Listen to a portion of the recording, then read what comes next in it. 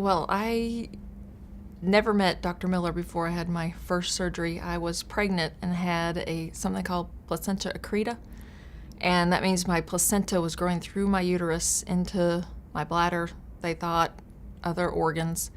So when I delivered my baby, I had a oncologist there to do a hysterectomy. I had Dr. Miller there to deal if it did in fact go into my bladder, which it did. I had another procedure done in about 3 months after my first one, where he had to go in with the robotics and fix my bladder even further because it was not healing prior to that. And Dr. Miller's nurse, Jody, was very friendly and great. I mean, I think I called her probably once a week for the first month, and she would always answer my questions. If she couldn't, she'd call me back.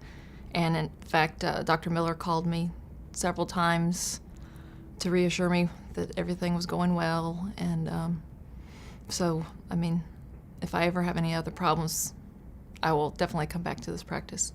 It was about 6 to 8 months. I had a catheter for probably 4 months and something called a JP line, and 2 kidney Foleys for probably 4 months.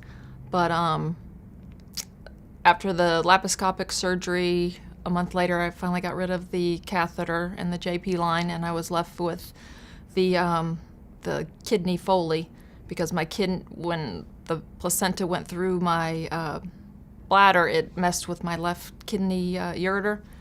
So I had to have a stent put in from my kidney to my bladder, and once that was in for about 2 months, Dr. Miller went back in and took it out.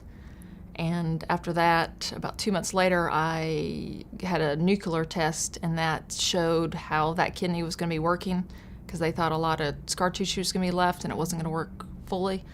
But in fact, it's working just like the other one. So it was a great recovery. Dr. Miller was great. He was very personable.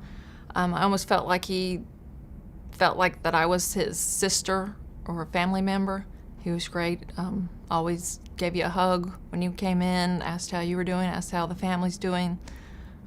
Just a great person.